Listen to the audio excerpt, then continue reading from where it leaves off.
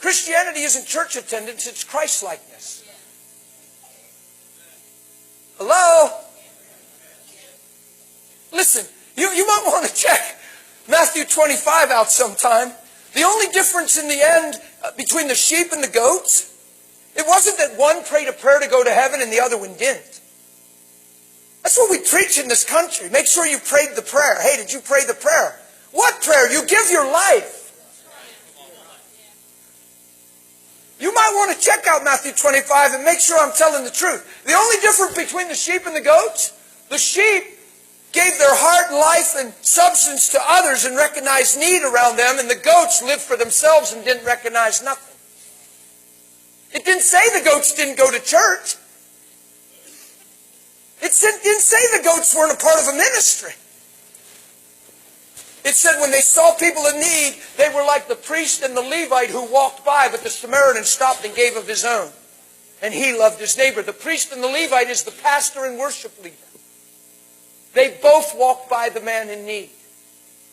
It's not on an accident that God used that analogy in that little story. There was a man that was jumped and robbed by thieves. Do you know the story?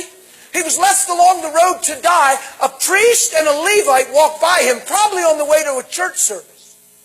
Didn't want to be late. But a Samaritan, who was considered an outcast, a half-breed Israelite, a broke-off, cut-off nation kind of. Are you following me? If you know your history and Bible. They didn't associate with each other. That's why the woman, how is it you asked me for a drink, me being a Samaritan and you being a Jew, in John 4. Jesus used the... See, the man tested him. He said, love your neighbor. He said, who's my neighbor?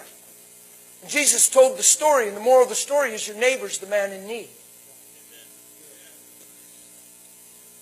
Yeah? And they said, when did we see you thirsty and hungry? When did we see you naked? When did we see you in prison, Lord?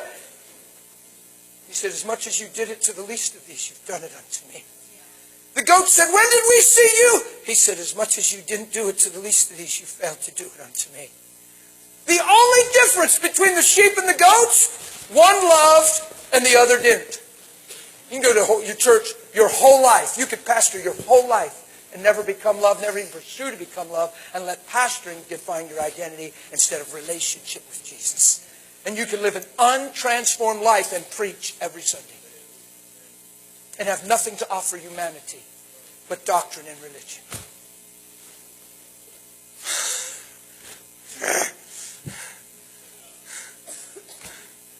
It's not the will of God. Christianity is Christ-likeness. If you don't pursue to be like Christ at home and you take your kids to church, guess what you're teaching them? That going to church is Christianity. You're not even trying to teach them, you're teaching them inadvertently. If you argue and you show anger and you're frustrated at home and you live outside of Christ and don't take account of your actions and don't stay humble before God, but you make sure you rouse them kids up and get them to church every week because that's what we're supposed to do, all you're doing your kids is a great injustice. You're teaching them that going to church is the amount of Christianity. It has nothing to do with living Christ at home. No wonder they don't want to get out of bed by the time they're 10, 11, and 12 and ain't going.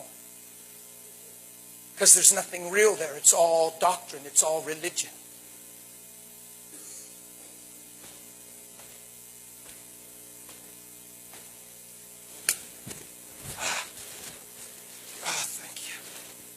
Forgive me, I'm a pretty passionate fellow.